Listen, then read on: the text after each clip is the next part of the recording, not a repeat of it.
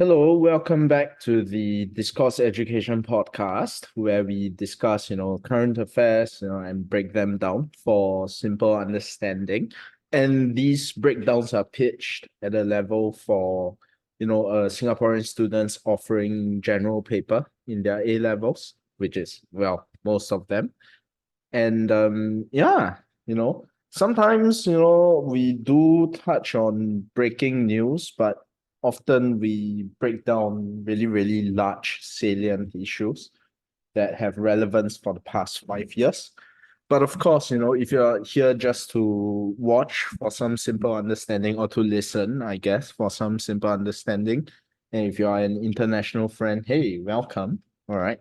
And yeah, it's today started off well, because on a personal level, I saw a very, very rare car today, but you know what? Yeah, we're not gonna get into those details because obviously, yeah. Well, anyway, yeah, I hope, as I'm filming this or whoever is watching this or listening to this right now, you're having a good day as well. Yeah, so let's get right into it. So today we'll be discussing two issues here. The first being the recent retrenchments that have been occurring over at Lazada in Singapore. And the second would be something that has very recently received an update.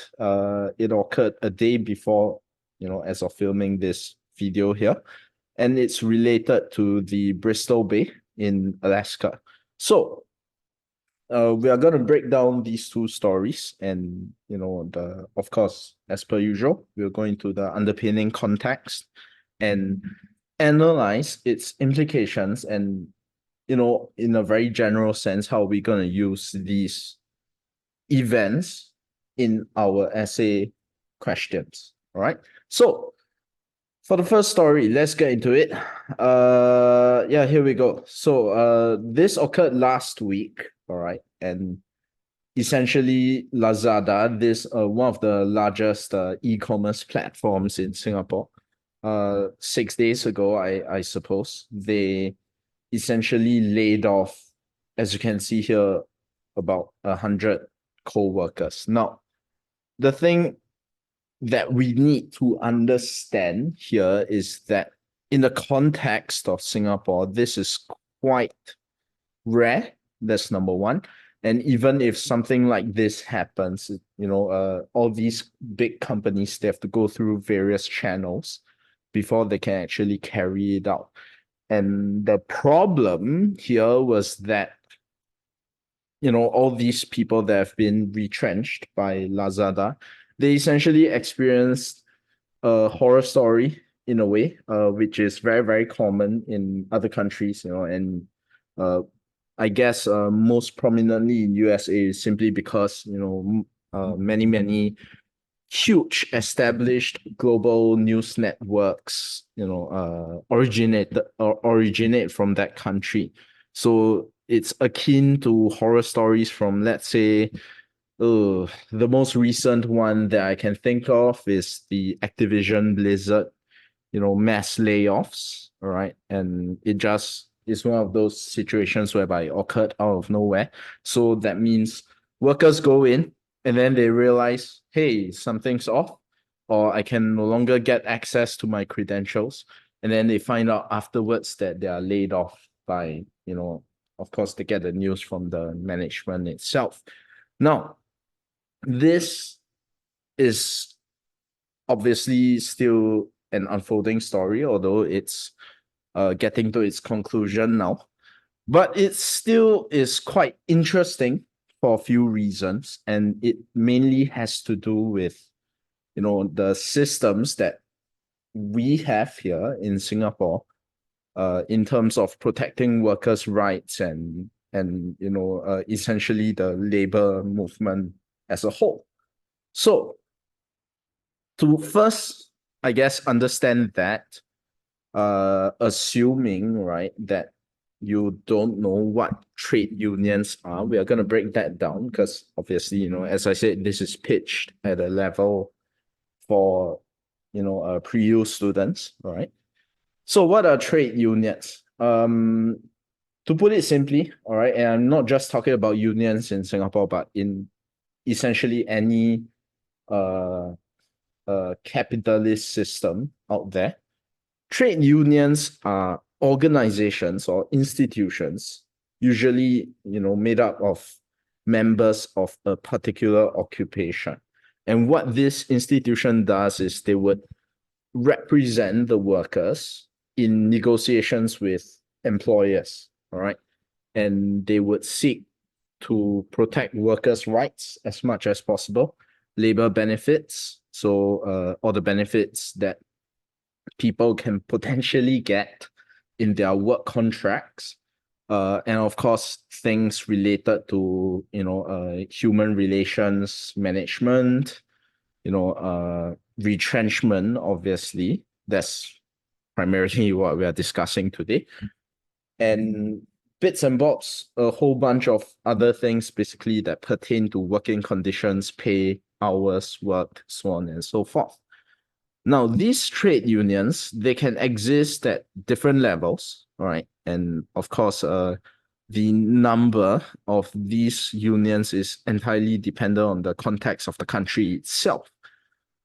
And usually they can be on a national level. So that means let's say, in the case of USA, you have a federal level trade union. That means they represent workers from every single state, all 50 states, and in their negotiations with, companies and so on and so forth.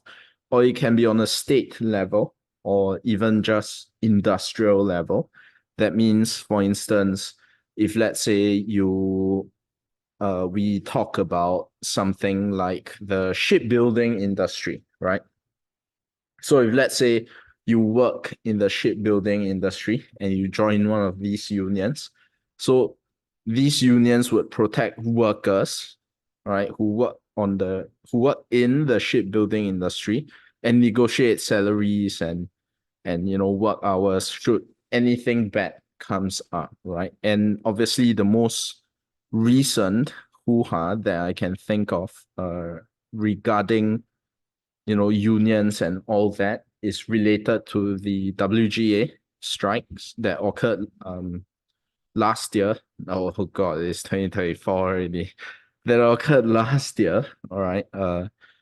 In obviously in the Hollywood, all right, and the SAG-AFTRA strike as well. So the Writers Guild and the Actors Guild, they went on strike against the producers, right? The idea being that, there's a whole bunch of context to break down there, but perhaps we will do a video on one of those. But obviously, if you want greater context for that, many others have already done many videos on that. But the idea was that writers in Hollywood, so people who write scripts, who write screenplays, or depending on what sort of media you're working in, even if let's say we are talking about a live variety show or comedy shows, even like let's say the Tonight Show with Jimmy Fallon, all right, the writers who write the jokes, who write the shows, all right, they would usually join the WGA, the Writers Guild, all right, and that's the union you see that protects them. And related to things like the move of Hollywood towards streaming, so on and so forth, there were a lot of work conditions to iron out. And for the actors themselves, issues related to AI, there's a lot of it to be ironed out as well. All right. And to this very day, even though the strikes have technically stopped, they have stopped, a lot of these issues still require negotiations. And that's what the trade unions do. So we know how trade unions work. How do they work in the context of Singapore? The short of it, all right, if you want to, get a quick breakdown, I'll recommend reading this particular article that you see here. But the idea is that in Singapore, the trade unions are much more highly regulated as opposed to, let's say, USA, all right? Because in USA, the unions can be very, very powerful, all right? How much power they have really depends on how much clout they have. And I don't mean like the silly social media influencer clout. I'm talking about actual political and economic clout. But in the context of Singapore, not really, no. And this is really related to the history of, the trade unions in Singapore as a whole. So the thing is that it's not as though we don't have any trade unions here. We do, all right? There is one national and only one national level sort of trade union, and that's NTUC. Now, for most Singaporeans, when I mention NTUC, the very first thing they think about is Fair Price, the supermarket. And that's a common misconception, because I myself, when I was a kid, when I was growing up, NTUC meant going to the nearby neighborhood supermarket and picking out the groceries for the week and so on and so forth. Until one of my old teachers told me, no, NTUC is a trade union. Why do you think it's called the National Trade Union Congress? And I'm like, huh? Isn't that just a supermarket? No. All right. So we only have one sole trade union here. And of course, we have a whole bunch of trade unions as well that represent different workers, all right, in Singapore, in different industries. Given the size of this country, it's not too surprising that we have, I guess, a smaller scale unions in a way, all right? But the short of it is that if let's say we go into see, there you go, you see, right? If I type NTUC, the very first thing that comes up is Fair Price, supermarket chain. No. That's not what we want to look at. And Christ, okay, there we go. So we do, if let's say we look at the NTUC website here, right? Actually, where is it? Oh, okay, I can't really find it right now, but the idea is that it usually has associations with various trade unions, smaller ones, industrial level ones, and they would help, people essentially, as you can see here, who we champion, all these different people in different industries, so on and so forth. Now, you may wonder, why is it that Singapore has such a system then whereby the sole national trade union has such close ties with everybody? And I forgot to mention this, but NTUC also has very, very close ties with the ruling party. So we are talking about the People's Action Party here. Now, that upon first glance may seem like a conflict of interest, and indeed in most cases, I guess, of capitalist economies, this would be a conflict of interest. The difference though, right? So okay, actually, to illustrate further, like how or rather why it may really be a little bit more suspect in a way, the chairman of NTUC, for instance, all right, where do we get that information here? You know what? Can't really find it here, but the chairman is this fella, okay? Ng Chee Meng, all right? As you can see right here, former MOE of Singapore, formerly in Parliament, right? Formerly one of the cabinet ministers. Obviously, he's no longer a cabinet minister on account of his being voted out in the 2020 elections. I think he was at the Sengkang GRC. And obviously, as we know, in 2020, the WP, the opposition party, they won that election. All right. Please fact check that. I can't remember which GRC he was at, but yeah, he used to be a cabinet minister, no longer, all right, at the moment. But it obviously raises questions because he used to be a cabinet minister, and now he's suddenly talking about, or rather, now he's suddenly the chairman of NTUC, which is meant to represent workers' rights, and that in itself, in a sort of in a typical scenario, I guess, should be independent from government.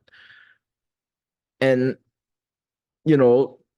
sure, that all seems very suspect, but we need to understand the historical context of Singapore.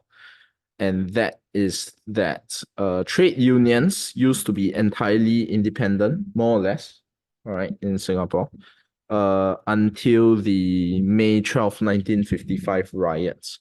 So as we know, Singapore became self-ruling, all right, after the Randall Commission in 1954, and David Marshall was our first chief minister. But after, I'm not going to go into the whole history of that, but after all the things that went down with a lot of restructuring and obviously layoffs, many workers, all right, came out and rioted, in protest against all the changes. And that obviously infamously became the Hockley bus riots, right? So the Hockley bus riots, as you can see here, took place May 12th, 1955. All right. And yeah, so following this, especially when the People's Action Party, came into power in 1959 under the leadership of Lee Kuan Yew, that's when we essentially removed more or less the power of the trade unions. I mean, a huge part of it was also due to the fact that these riots were partly, not entirely, but they did have a very, very heavy influence on it. And that would be communist influenced riots, right? And obviously, given the geopolitical circumstances of that time period and how Singapore was attempting to deal with, the prevailing Cold War tensions, given a few things, right? Obviously, the Vietnam War itself, and then obviously the rise of China as a communist nation back then. Well, they still are, but they follow vastly different systems nowadays.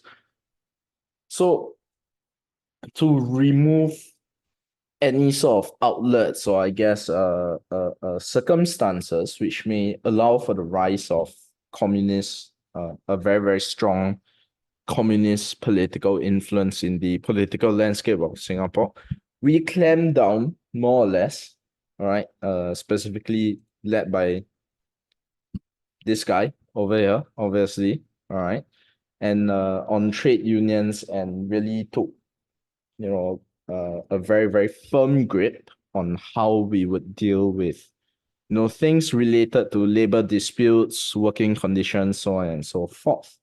All right. And obviously, most infamously in 1980, when SIA pilots, Singapore Airlines pilots went on strike, and Lee Kuan Yew famously or infamously, I guess, depending on your perspective. Personally, I found this speech very, very inspiring. He essentially said whoever governs Singapore must have that iron in him, because he in this particular rallying speech, he said, they had two choices. Either they go back to work, restore discipline, and argue their case. All right. So, I mean, back then, the SIA pilots, I think they were protesting over their pay. All right. So they went on strike, and Lee Kuan Yew basically told them, get back to work first, then we talk about the issues, or you continue this, and I'm sort of quoting verbatim more or less, or paraphrasing slightly, but and I, together with the people of Singapore, will teach you a lesson that you will never forget. And he said, as you can see here, they know that I'm prepared to ground the airline. They know that I can get the airline going again without them. All right. So that is one of another very famous or infamous, case study of labor disputes in Singapore, specifically under the during an epoch where Singapore has already been independent for 15 years under the leadership of Lee Kuan Yew. And yeah, as a result, that's why you see here the trade unions really don't have a lot of independent political or influence, I guess, as opposed to, some of the more powerful unions in countries like, let's say, USA. All right. And it was by design. It was by design because of the historical context. Now, we have talked so much about this. What has this then got to do with the Lazada retrenchment thing? So, if we look at just purely the structure of the labor system as a whole, right? So if I were to illustrate it, it would essentially look something like that. The current system that we have right now, which was promulgated, I think, around 2007, was or is rather is a TAFEM, all right, or short for the Tripartite Alliance for, I think, employment practices, if I'm remembering my acronyms correctly. The idea is that the short of it is you would have three main stakeholders that would aim to protect workers' rights in Singapore. And that would be the government, and the specific ministry that deals with that obviously is the MOM, right? The Ministry of Manpower. Then you have employers, so people who employ others, right? Essentially your bosses or companies that provide jobs in this country. And obviously the employees and the trade unions here. Now, obviously, there's a lot more nuance to, and not NTUS, NTUC. There's a lot more nuance here, but essentially how it works is you have three main stakeholders here, and they would negotiate, all right, between each other to see what best works for everybody, And that is our current system. And if we just look at it in this way, then you may say, oh, there's a lot of conflict of interest here, right? Depending on what your view is. If let's say you are pro corporations, then you may say, oh, the government and the employees can then gang up on you. Or if you are pro labor, then all the employees and government may potentially gang up on you. Sure, right? But that misses a very big part of the picture.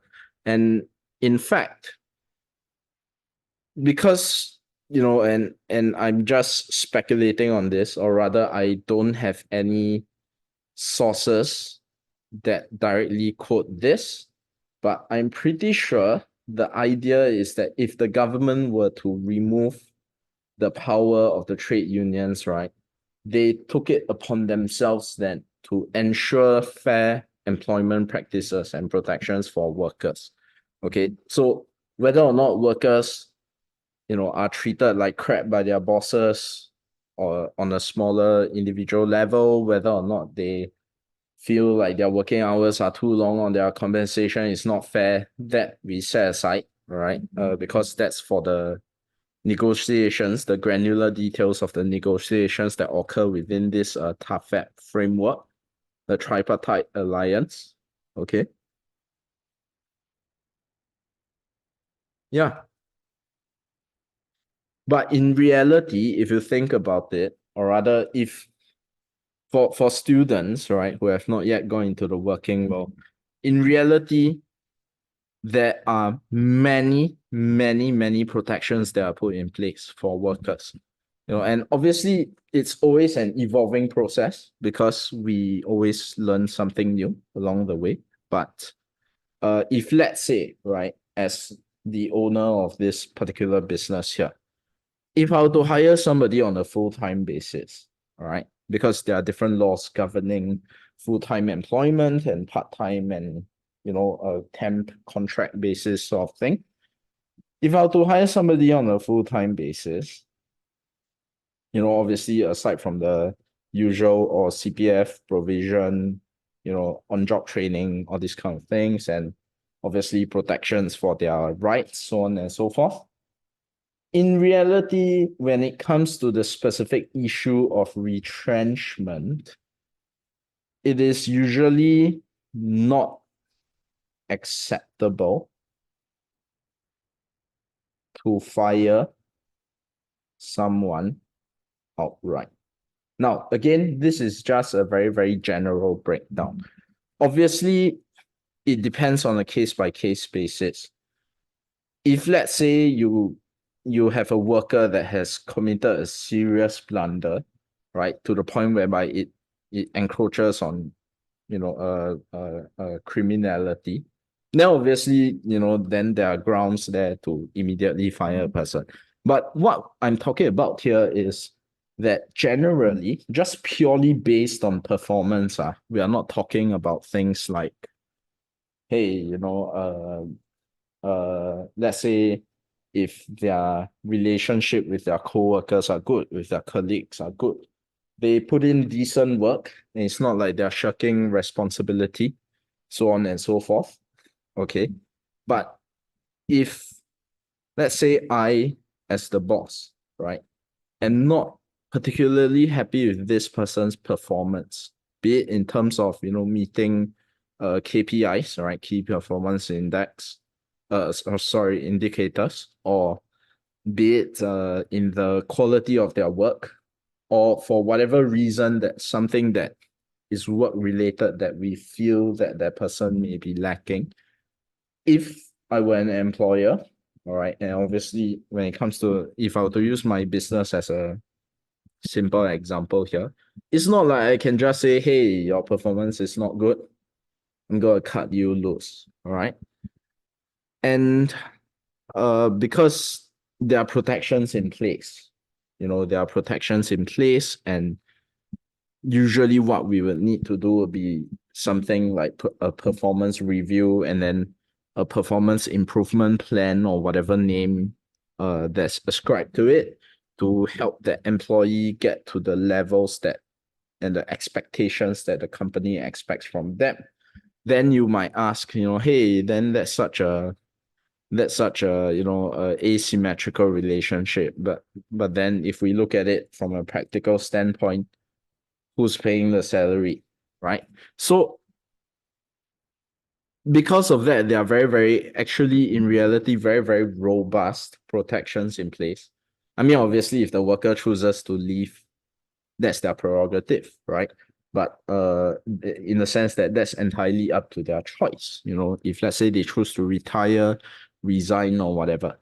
But when it comes to retrenchment, that means if there are no intentions whatsoever on the part of the worker to leave the company, all right, and the company decides that maybe for whatever reason, like let's say in the case of Lazada, it had to downsize because of operational costs, and to balance their own, balance sheets and all that.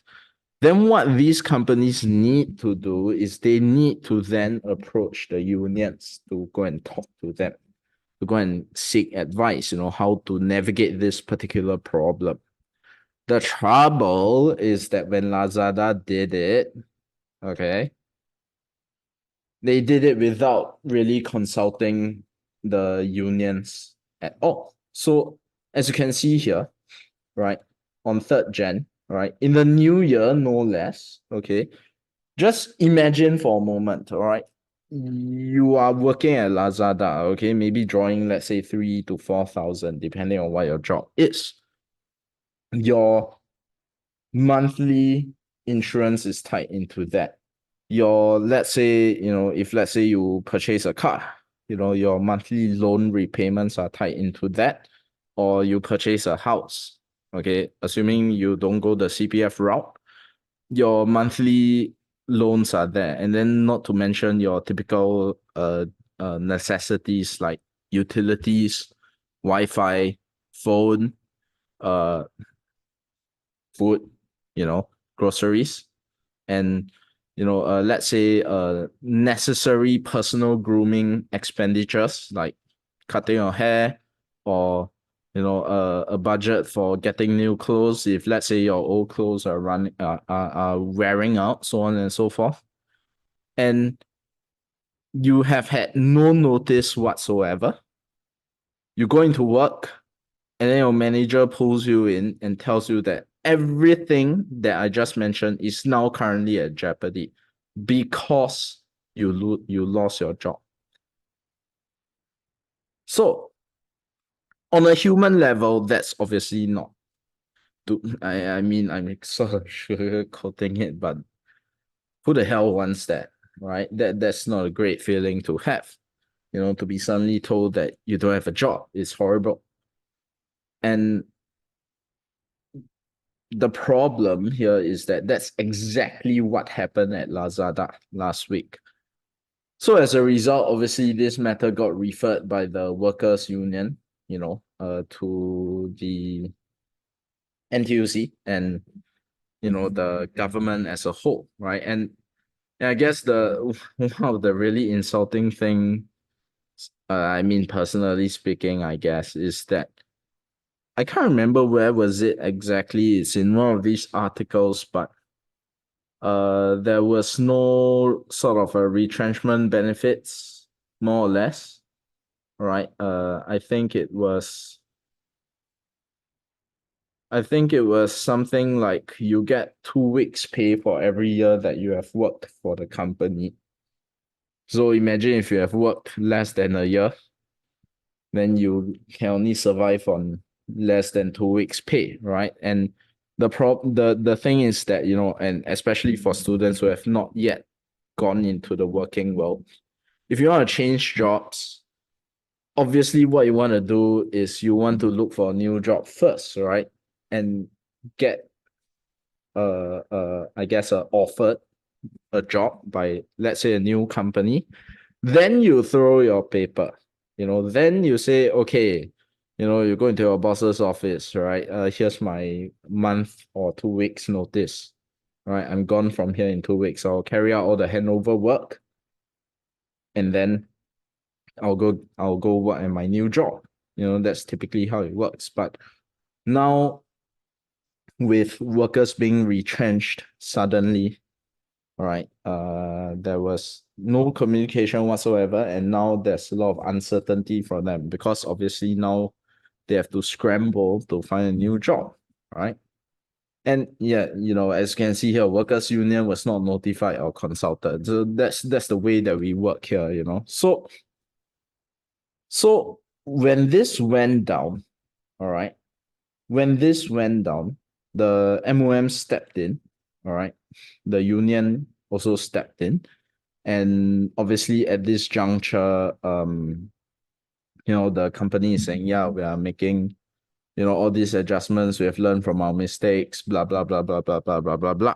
All right, and obviously the story may still change. In fact, I think more details will come out in the following days. But yeah, so that's the short of it. How this story leads to, a greater understanding, I guess, of how trade unions work in Singapore as a whole.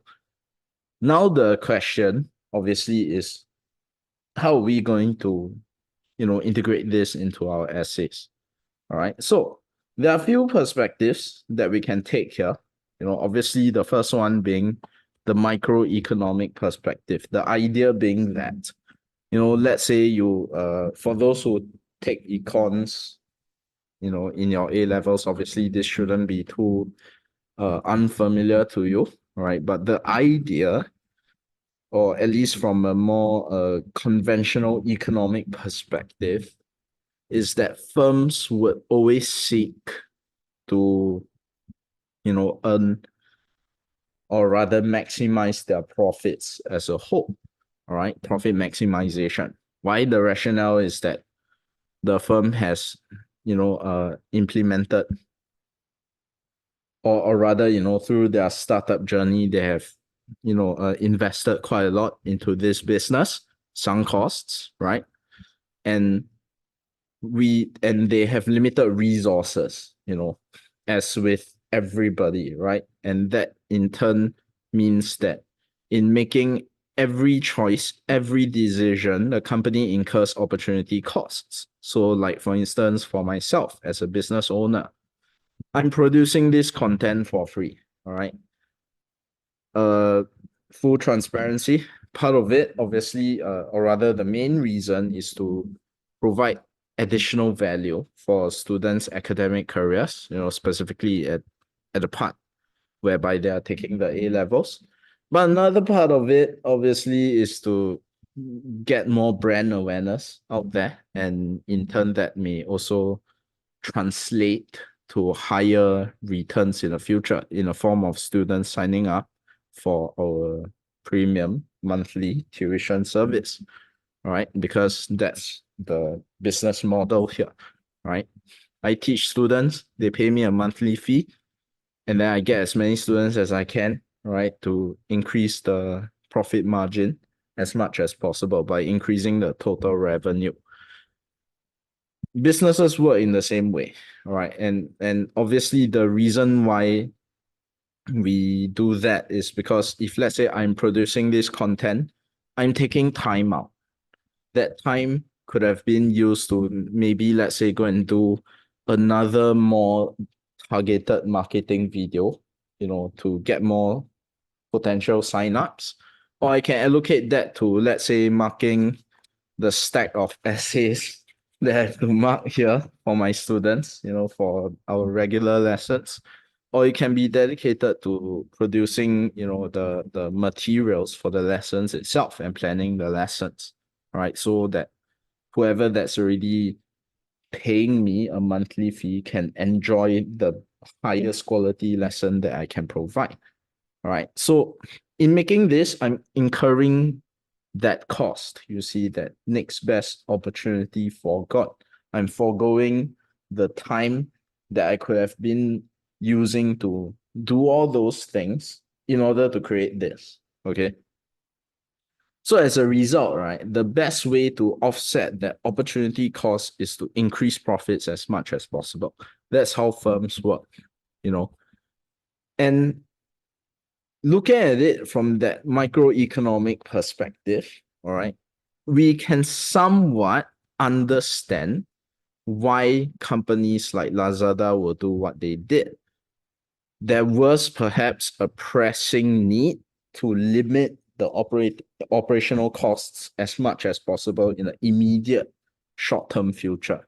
Maybe because they have been in the red for very, very long, right? Or maybe because due to certain changes in the e-commerce industry in recent months. I wouldn't know, all right, because I don't really look into that too much. They had to make these drastic decisions. But the problem is that when such things occur, right, obviously there is that a negative externality, that which is that the workers lose their job. And consequently, there are all these social impacts, because if it's a single worker, all right, yes, it's a very, very tough situation, but they only need to think about their own situation. Imagine if we are talking about working parents, they have their kids in school, right? Or maybe they are, given the high levels of competition in this country, they are spending money on people like me, right? A tutor, to help get their kids in tip-top shape for their eventual national exams. And they lose their job out of nowhere. What the hell are they going to do, right? So we can look at it from this perspective and say that, yes, it may be justified, for instance, for companies to do this when they are facing a pinch. And that's where we can use this example. You see, Lazada firing people from out of nowhere, Randy Orton. But at the same time, we can also look at it in terms of the government perspective, right? And to say that, if let's say a government's job, right, and it should be its main job, but a government's job is to take care of its citizens. It's as simple as that. And how it does it is, primarily through things like, you know, ensuring basic human rights. So access to education, healthcare, the right to defend themselves in court, so on and so forth. And to do it through a tangible way, I guess, would be through measures and laws like these, strong control of the trade unions, but at the same time, stepping in when things like that occur so that they can help the workers who got retrenched seek some form of redress. All right. And obviously, another form would be things like through building infrastructure or the creation of jobs as a whole through, let's say, government investments in particular industries, so on and so forth. And sidetrack, right? That's what we'll find out. That's when we'll find out what the government's plan is for 2024 when the budget is announced on, I think, February 24th, if I'm remembering my dates correctly. But yeah,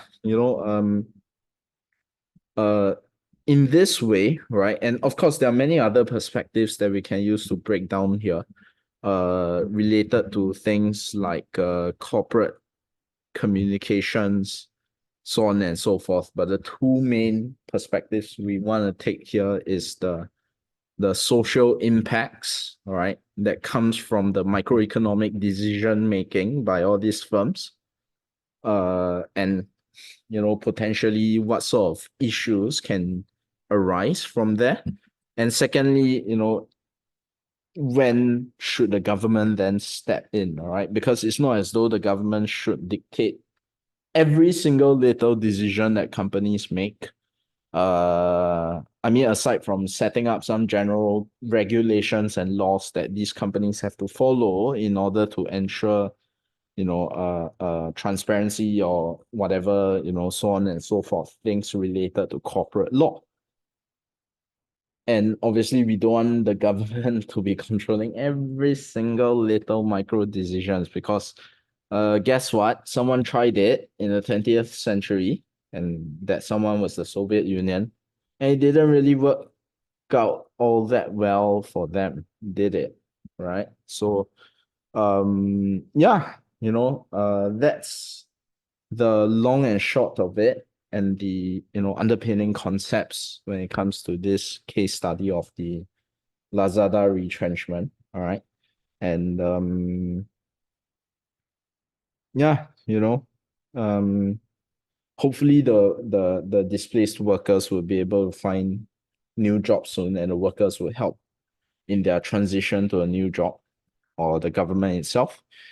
And yeah, obviously if you have a question, all right, please submit a question here.